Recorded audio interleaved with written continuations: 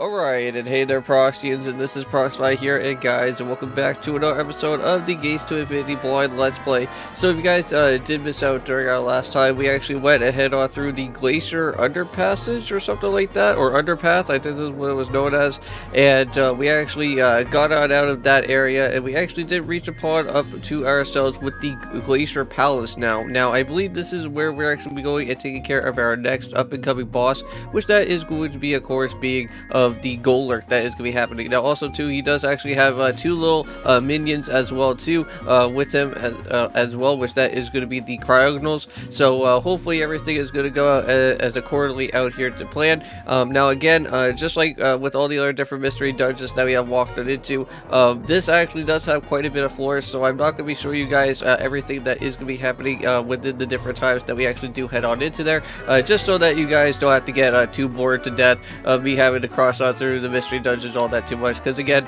there's not really too much to talk about when we're just crossing on through the different dungeons, because we're just going through like almost all the same type of different floors that we've been seeing once we actually do go and make our way into the Glacier Palace anyways. But without further ado, we actually do still have the same exact type of team that we actually still have, so we will be using Frism and also with Umbreon as well in the process. But without further ado, let's go and do this, guys. Let's go and head on inside the dungeon, shall we?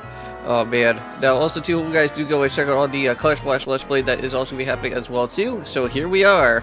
So let's go and see what type of Pokemon. Oh wow, so we're actually outside in the overworld, and we can actually go and battle out on these Pokemon if we want to. So it's just only going to be just a Tortuga, so we can just go and set for our Electro Ball, and that should hopefully be a nice easy win right there. Alright, so not too bad.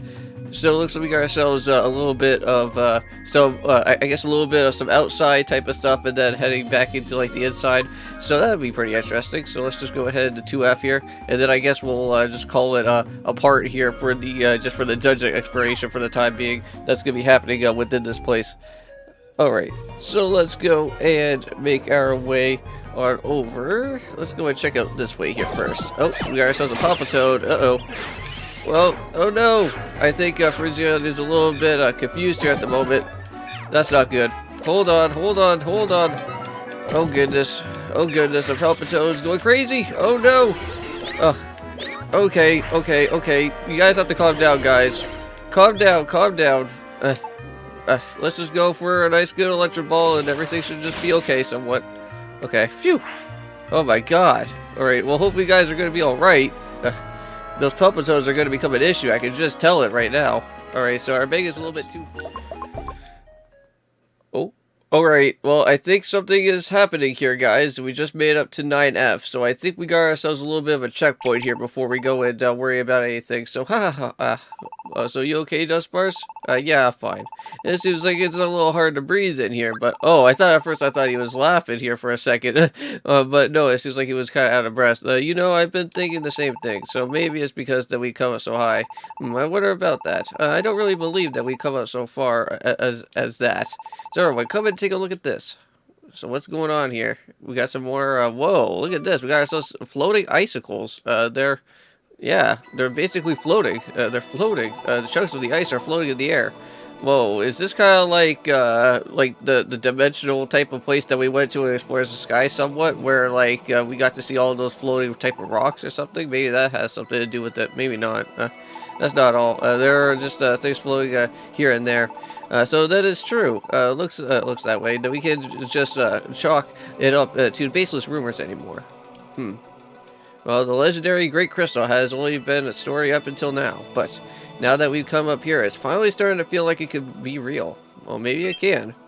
Whoa, and there's also something else that's here. Did anyone else see something flash? Well, yeah, it's those things. It's reflecting the light back. What is this thing? This does seem pretty interesting. There are more of them over this way. So they're so clear and beautiful. Well, aren't these Frims? What the heck are Frims? Yeah, that's what I'm saying. That's right. They're an incredibly rare kind of treasure. Whoa, did you say treasure? Yeah, that's right. But what a shock. I've never seen this many of them in one place before. Well, this discovery alone has surely made the trip worth it. Well, isn't this great, Binge? We're surrounded by all this treasure. And they are just valued for their beauty, you know. Binge, can I borrow you for a moment?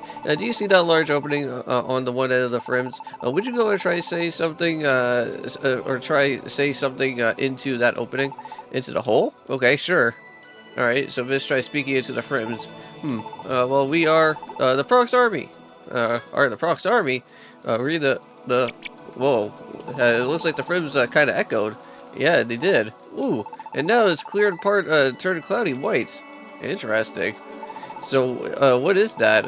That white part? That's Ben's voice, frozen in crystal. Oh, well, that's cool. My voice. Yep, that's right. Now, why don't you go and try warming up the frames? Warming it up? Alright, but how? Well, you can go and try touching it, or even just blowing your breath on it.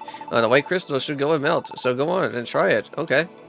Well, let's go and see how this is going to be. So, Ben's warmed up the frames, and so the frozen part of the frames began to produce sound. We are the Prox Army. Whoa, that's actually pretty cool. It actually kind of has everything that we just already just went and spoke into there.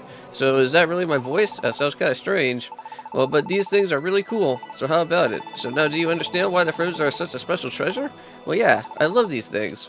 Alright, so let's go and take a bunch of them home. We can go and give them to Amolga for staying behind. Yeah, that would be nice. So yeah, good idea. He's gonna love this. Yeah, it's too bad that Amolga didn't really go and jump alongside with our team, because that would have been cool. It's too bad that we actually had to go and kind of stick with this Dunsparce here, even though that he's gonna probably get himself lost, like, all the time. Well, here we go. There's something else that's going on. It looks like somebody else was also here. This Frims. Well, what's up, Frizion? That seems interesting. So someone else just literally went and spoke into this thing somewhat. This room's already white. It's true. That must mean that it has a recording already. It's probably just picked up the sound of the ice creaking or something. But we might as well go and check it out, right? Yeah. Well, I can do it this time. Be my guest. So go on ahead, Dustburst. Alright, well, thanks. Alright, so Dustburst warmed up the Frims, and let's see what's gonna happen. The frozen part of the Frims began to produce sound. I'll leave this Frizz behind me. Whoa, this is a Pokemon's voice. This will be the record of my adventure. I've decided to go and leave this Frizz here as a record, proving that I've reached this Glacier Palace, and I leave this Frizz and my voice for you.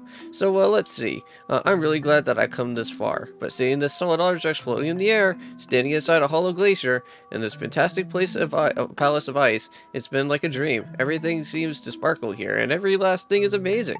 Well, this means that someone made it here before us, doesn't it? Yeah. Oh, it seems like Frizion kind of knows something. What's the matter?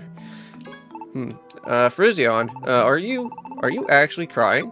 What? Frizion's crying? The cool collector Frizion is. Brian, I know this voice. It's Keldeo. What Keldeo? You mean that Keldeo? The one that sent the letter saying that you weren't friends anymore? Oh, right, yeah, I do vaguely recall that about when Frizion showed up here about that, right? Because I think Frizion didn't really like Keldeo all that too much from the letter that happened, right? So I say all that, but this adventure has definitely been one big trial after another. But the fact that is I could overcome all these obstacles to come here later today, and this adventure of mine isn't over yet. I fully intend to keep on traveling to this path, but to keep delving further into the unknown. But if you're playing back this recording and listening to my voice now, you must be another adventurer who has overcome the challenges to go and reach the spot. And if you are, then must also be feeling it. The same thrill of exploring what lies beyond is uncharted territory, and what I'm about to go and see, and what you'll soon discover, they may be the same thing, or they may be completely different. But regardless of what is waiting for us up ahead, the heart-pounding thrill that wells up inside of us, that will never change. So I'm off, and I wish the best to you fellow adventurers who might be listening to this message. And that was it. So that seems to be the end of it. I'm sure of it. That voice was Keldeo's. The Keldeo that I knew, the bright and friendly Keldeo, the way they used to be. So Keldeo actually made it to the Great Glacier, but I don't get it. So what was the meaning of that letter he sent you? Though the truth is that I never intended to go to the Great Glacier. I just wanted to get an excuse to get away from you. But we aren't friends anymore. Just forget about me. Isn't that what he said in his letter?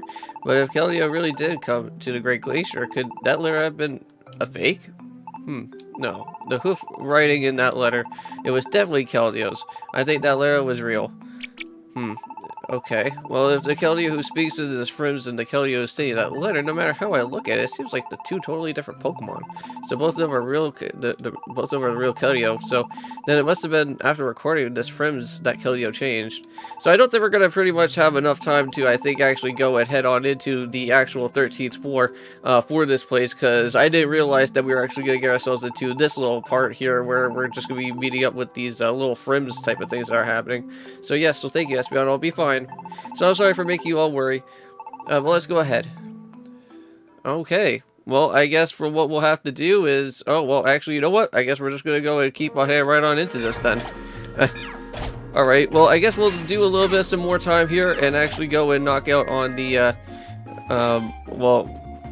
knock out a little bit more within this mystery dungeon here. So I'll see you guys in just a little bit from when we actually do go and reach up onto the 13th floor here.